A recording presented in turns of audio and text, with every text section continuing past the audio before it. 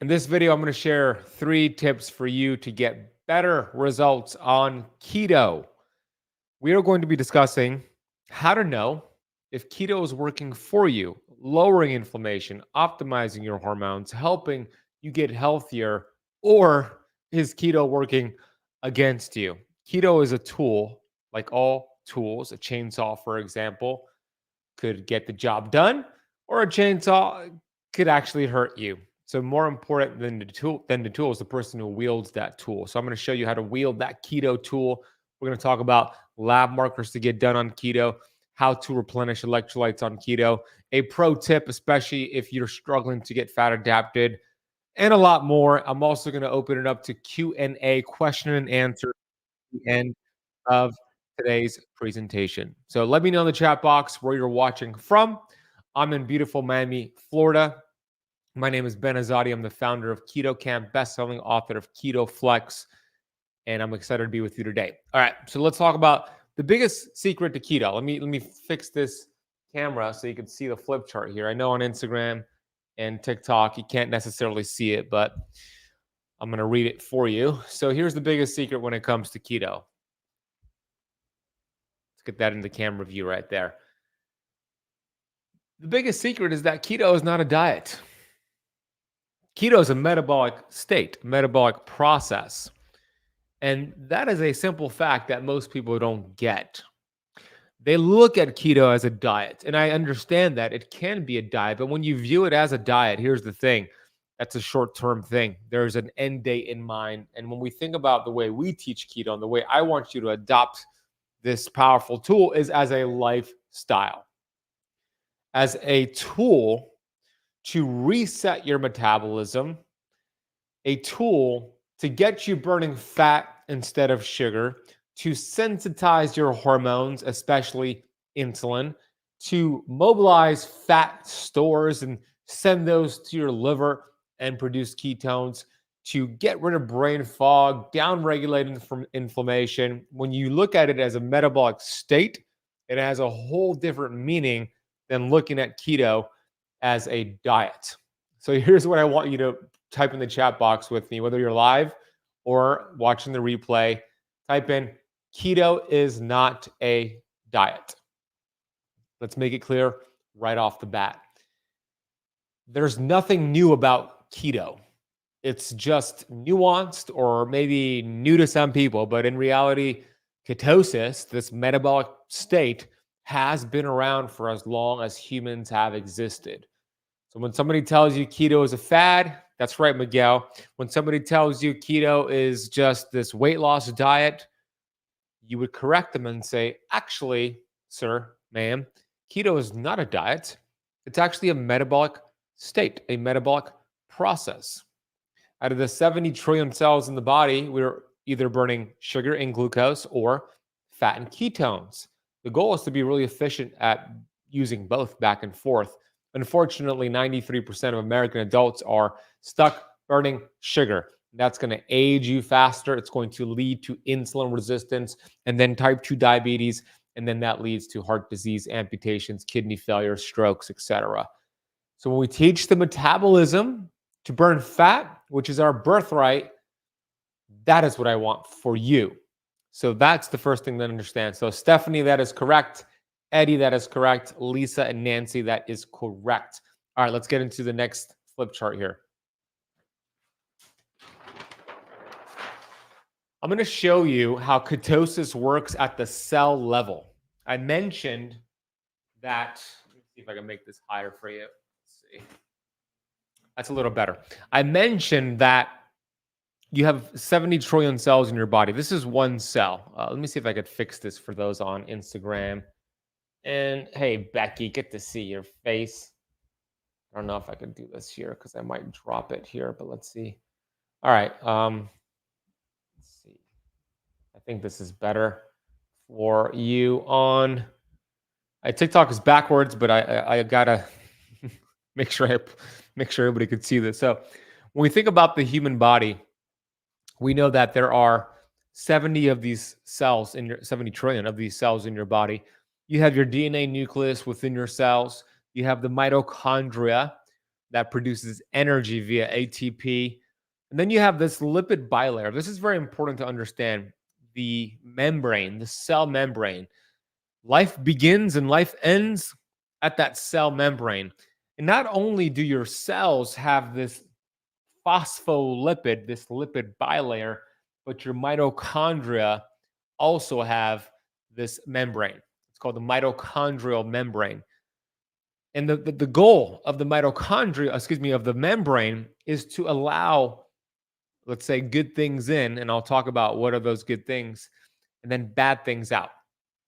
So when I talk about good things, your hormones need to attach to these integral membrane proteins, these receptor sites that are integrated into the membrane, integrated into the mitochondrial membrane.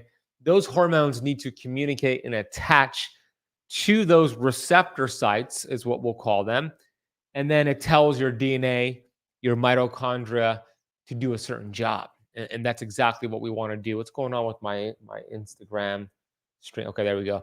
So it tells your mitochondria and your DNA and your cells to produce energy, to burn fat, to feel good. Then we have nutrients, and that's from the food you eat. It's from your supplements, etc. Those also need to attach to receptor sites. And then we have oxygen. Oxygen needs to get in and out of the cell. So the membrane, what is it made of? If it's that important, and I believe the intelligence of your body and your cells, the innate intelligence is that membrane. And Dr. Bruce Lipton has proven that, because you could remove the DNA nucleus from a cell, but the cell will go on to function. You rip out that membrane, instant death. That's how important the membrane is. So what is it made of? You see that it's made of cholesterol, saturated fat, and protein. There's virtually no carbohydrates or sugar in that membrane. It's primarily protein and fat. Cholesterol and saturated fat, those are bad words to your conventional doctor, but that's what you're made of. That's the building blocks of your cells. How could it be bad if God made us this way? When we give our cell membranes quality fats, the building blocks to create healthy phospholipids, that's when we have a thriving environment. Your fat burning hormones could do its job. The nutrients and supplements you take actually work. Oxygen flows nicely. And when your cells produce energy, it produces what we'll call cellular smoke. These are free radicals, and that cell needs to remove it like a chimney or a damper removes smoke. But when the cell is inflamed, good things cannot get in, bad things cannot get out. So keto is great because it helps lower inflammation at the cell level. It also helps strengthen your mitochondria. So this is how ketosis works at the cell level. I do have a training coming up before I get to these 3 tips, because I haven't even started with tip number 1 yet. I do have a free training coming up this Monday, November 27th at 12 p.m. Eastern time. I'm going to take a deeper dive into how to do keto right in terms of long-term solutions. So if you go to ketosismasterclass.com, I recommend you go there now and just register that free spot as I get into these 3 tips. These 3 tips are going to help, but if you want to go a little bit deeper, join that masterclass, which is going to take place in a few days. Alina, if you could put that in the chat box. All right, tip number 1. Don't focus on weight loss. Focus on health, my friends. We don't lose weight to get healthy. We get healthy to lose weight. You might have heard Dr. Berg say that. He's right. When we just focus on weight loss and the scale, it's going to frustrate you. It's going to piss you off. And guess what? It's going to lead to being discouraged and probably quitting, because that scale is going to change and fluctuate for so many reasons. The scale is a damn liar. It's lying to you. Don't believe it. So we want to look at something called non-scale victories. Non-scale victories are arguably more important than the number on the scale. So how do you pay attention to non-scale victories? We want to pay attention to how your clothes fit, energy levels, sleep, gut, etc. That's going to be so much more important than the scale. But there's also lab markers, and I understand you can't see this. Let me make this lower here and go down with you a little bit. I'll figure out this very, very soon. But when we talk about lab markers on keto, These are very important blood markers that you can get because look, if just because you're doing keto doesn't mean you're getting healthier. You could do keto in a very unhealthy manner. But when you track lab markers and you are seeing an improvement with those labs and of course how you feel, and there's no arguing that. So here are, let's see, these are 9 lab markers that I recommend you get. I have my students get these done to give you an idea of where you are at and where you are going. You could do these every 90 days or so, and you could request them from your doctor. So let me explain how these labs work and what they actually mean. So an A1C is going to look at your 3-month average of your blood sugars. We want that under 5.2%. If you're between 5.7 and 6.4, you're considered pre-diabetic. And then if you are over that, 6.5% or higher, you're considered diabetic. And there's a study that I have been referencing that shows if your A1C is 7.5% or higher for every year it's at that level, you lose about 100 days off your lifespan. So if it's at that level for 15 years, you lose about 4 years off your lifespan. That's not good. So get the A1C done. That's going to be very, very important. I would also recommend getting a HOMA-IR, which is a good insulin resistant test. HSCRP is an inflammatory marker looking at systemic inflammation. So I would get that done. So high sensitivity C-reactive protein, we want that under 1. C-peptide is a good marker looking at the health of your pancreas, which produces insulin. That's going to be important. NMR, which is looking at the particle sizes of your LDL cholesterol. I know it's covered, but I'll read it for you. And then HDL and triglycerides are important. You want a 1-to-1 ratio of triglycerides to HDL. HDL are these protective lipoproteins, and triglycerides, if elevated, can be inflammatory. So you want a 1-to-1 ratio. If your HDL is 60, then having a 60 triglyceride is pretty damn good. Vitamin D is a good marker. It's not just a vitamin, but a steroid hormone. And the number one thing that shuts down vitamin D production is actually insulin. So you could correlate between your insulin levels going up, being high, elevated, and lower vitamin D levels. And as you lower insulin, that will change and flip. So vitamin D is important. I like that over 60. Homocysteine is another great inflammatory marker. You want that in the single digits. And a fasting insulin could be a good idea as well. You want that in the single digits with being fasted for at least 12 hours when you do that. So those are the markers there. I know that you couldn't really see it all, but I read it all to you, and you could watch the replay on it. Still figuring out the new studio here in terms of like the logistics. So excuse me if I had to move things around here, but I'll go over a lot of this during our masterclass. Thank you, Alina, by the way. I hope you're feeling better. I'll be going a lot over this during our masterclass this Monday. So join. It's free. I'm going to give away some free gifts as well. It's live. It's not a recording. I'm actually going to be there in person teaching you for about 50 minutes, where I could take a deeper dive into things like keto flexing and the role of fasting, etc. But let's continue here. And if you're watching on YouTube and this is valuable to you, how many people we have on YouTube? Yeah. So those on YouTube, hey, hit the thumbs up button so it lets YouTube know this is helpful and it shows it to more people. And if you're new to the channel, please consider subscribing on our Keto Kamp YouTube channel. We just surpassed 200K subscribers on there, which is super cool. So let's get to the next tip, shall we?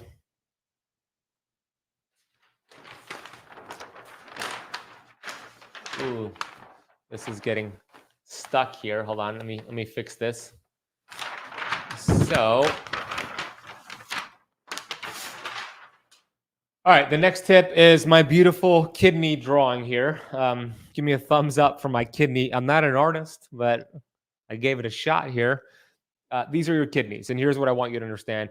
Yeah, there's something called the keto flu, and even if you're not new to keto, so keto flu is primarily a problem for somebody who's new to keto.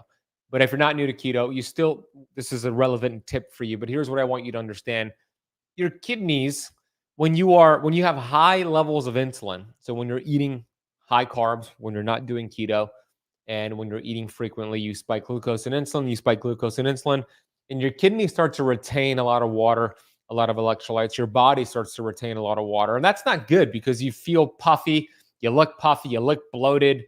And these are not things that you want to feel or look like.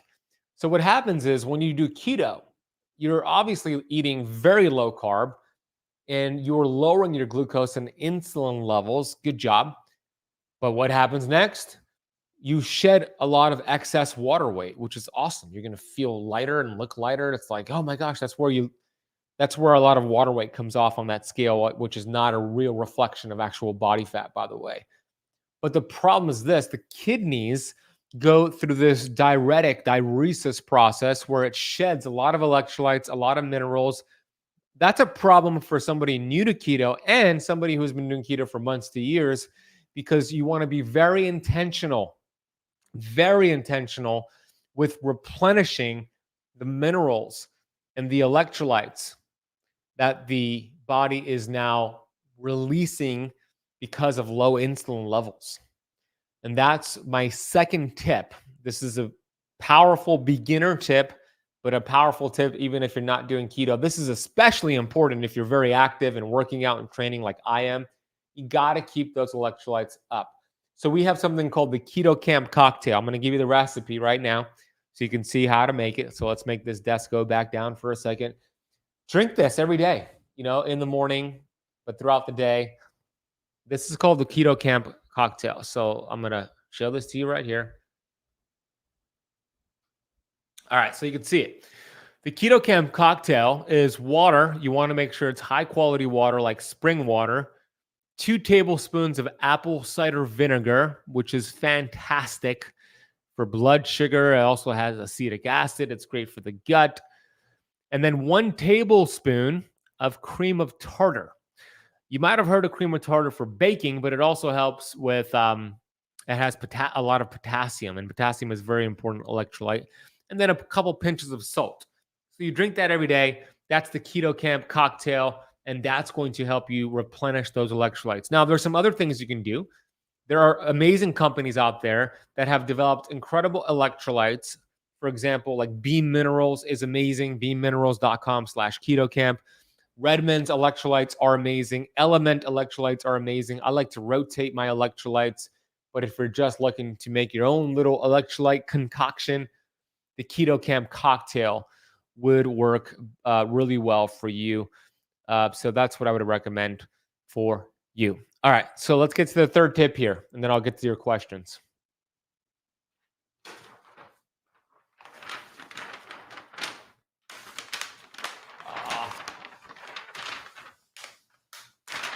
Let's see, I gotta get this. There we go. I did it. The 2-2-2 rule. Now, this is a beginner tip, but it's also a tip for somebody who feasted and accidentally took themselves out of ketosis. Now, I put this here because tomorrow's Thanksgiving.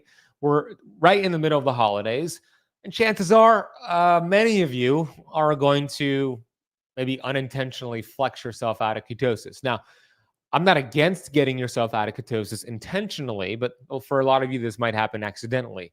So tomorrow's Thanksgiving, and then we have the holidays. We have Christmas, Hanukkah, etc. There is going to be some feasting going on. And for some of you, you might even cheat.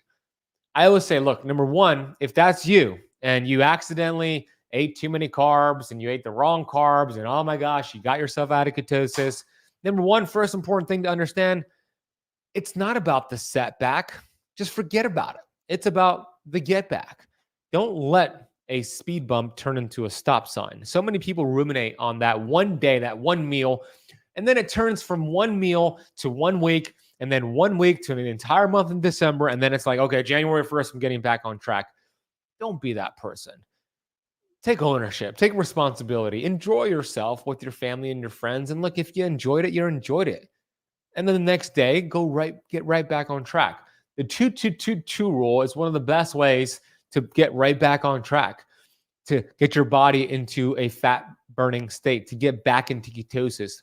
What it does, it helps your body burn fat from dietary fat, but also gets it familiar with burning fat in general. So this is a great tip, whether you're new to keto or you've gotten out and you want to get back in. I'm going to read it to you. I have it written out here, but I'll just read it to you. So the 2-2-2-2 rule, every day until you're back into ketosis, you're going to into ketosis if this is your first time, you're going to consume 2 tablespoons of coconut oil or MCT oil, 2 tablespoons of olive oil or avocado oil, 2 tablespoons of grass-fed butter or grass-fed ghee, and then 2 teaspoons of sea salt. So these are different combinations of saturated fats and monounsaturated fats and some sea salt for the electrolyte thing that I spoke about, the electrolyte issue. So do that until you see 0.5 or higher on that blood ketone meter, keto mojo, and then you're back in ketosis, and then no longer need to follow the 2-2-2 rule. Now, you could also get into things like fasting. If you flexed yourself accidentally out of ketosis and you want to get back in, fasting is a great way to do that. You could just do a 24-hour fast if you're metabolically flexible, or you could do it with something like a 2-2-2-2 rule, which is you could just do like a fat fast where these are the only foods you have during the 24 hours. So there's different ways to do it. I'm going to be diving deeper into this topic during our live training on Monday. So make sure you join us. Go to ketosismasterclass.com. But let me answer some questions here. Deborah, good to see you. Happy holidays. Josiah, watching from the Caribbean. Hello, Josiah. Let's see. What can you recommend for a person with lupus? I would recommend getting to the root cause, and that's usually a toxicity issue. So I'm going to be doing some more videos on toxicity. I don't know if you've had an exposure to mercury. Most of us have, like silver fillings, certain vaccinations, but I've seen proper heavy metals detox work really well. And I'm going to be taking a new group this January through a 90-day heavy metal detox protocol. And if you go to ketokampdetox.com, you can learn about that. Miguel, as I said last week, it does not break a fast. All right, let's see. Gratitude is the best attitude. Yes, it is. Monica, love and appreciate you. Good to see you on here. Nancy, good to see you on here. Check your spam folder. Sometimes the confirmation email for the masterclass goes into spam. And if you don't see it there, just re-register for it. Yeah, then you should definitely, if you have silver fillings, you want to get them removed safely from a biological dentist and then work on detox. Can I lower LDL? You can, but I would first check because LDL is very important. The large and fluffy particles of LDL are crucial for your hormones, crucial for your immune system. So you don't want to lower those. So I would first test to see, okay, which LDL particles are high. Total LDL will not give that to you. And unfortunately, most doctors will just see a high total LDL and say, ooh, this is bad. We got to put you on a statin. But get the particle sizes. Pattern B is bad. Those are the small and sticky LDL that could get lodged into your arteries. Not good. Pattern A, that's large and fluffy. That's fine. But let's say it is pattern B. How do you lower that? Fasting is a great way to lower LDL particles, the bad LDL particles. Can you do intermittent fasting can you do intermittent fasting for ketosis if you have no weight to lose? You can, as long as you're getting enough protein during your eating window. Yes. Rachel, I hope you're recovering very quickly and efficiently. We miss you in our Keto Kamp Academy, and good to have you on here as well. What would you recommend to stop losing fat? What would you recommend for stop losing fat? I'm not sure what you mean. Are you losing too much weight, do you mean? Eat more protein, Josiah. That will help with that. Happy Thanksgiving to you too, Cloudy Skies. Will Dr. Berg's electrolyte powder stop autophagy? It depends if it raises your glucose or not. So test your glucose and see. What should my blood sugar levels be after a meal or fasting? Oh, you have a sensor. Cool. I love those sensors. If you're fasted, the blood sugar is the optimal state. Optimal levels of a fasting blood sugar is 70 to 90 milligrams per deciliters. An hour after eating, it should be under 120. 2 hours after eating, it should be under 100. Thank you, Alina, for your help. Hi, Ben. Just fasted for 43 hours. Ketones were 5.2. Blood sugars were 42. Felt great. Awesome. Those are similar numbers that I got when I did a 5-day fast. Keto safe for type 1 diabetics? Yes, and you got to work with the practitioner. Actually, in my book, Keto Flex, I talk about David, who came into our Keto Kamp Academy as a type 1 diabetic. And although we didn't reverse his type 1 diabetes, we did help his quality of life by him relying less on the amount of insulin he needs to take and the frequency. So it can be done, but you want to work with a practitioner. We'll be happy to work with you on that too in our Keto Kamp Academy if you go to ketokampacademy.com. If you hit a plateau on keto, flex out or add different variations of fasting. Look at your sleep, etc. In terms of sugar cravings, L-glutamine can help with that. Also, eating more protein and getting quality sleep can help with that. I have morning headaches daily, very low blood sugar. Can you suggest what that might be? It sounds like your sleep is not optimized. Are you tracking your sleep? I would look at what's going on with your sleep. I'm going to answer a couple more questions here. Make sure you go get registered for the free training. Reserve your spot, taking place this Monday over at ketosismasterclass.com. I also want to wish all of you celebrating Thanksgiving a wonderful, beautiful, happy Thanksgiving. I love Thanksgiving because we focus our attention on gratitude, although it should be a daily thing. So tomorrow is worldwide or nationwide Vitamin G Day. Vitamin G is vitamin gratitude. So enjoy it. I'm very grateful for you all. We'll continue showing up every Wednesday at 12 p.m. Eastern time, and you can watch the replays as well. If you're not subscribed to our podcast, we are releasing 4 episodes every week on our Keto Kamp podcast, available on all podcast platforms worldwide and YouTube. The video versions are on YouTube. Vitamin G Day, exactly. Well, I'm gonna sign off here. I just want to say I'm very grateful for you all. Happy Thanksgiving. Love and appreciate you all. See you next Wednesday. In the meantime, go get subscribed to the Keto Kamp podcast and Keto Kamp YouTube channel. Have an amazing day. Love and appreciate you all. Talk to you soon.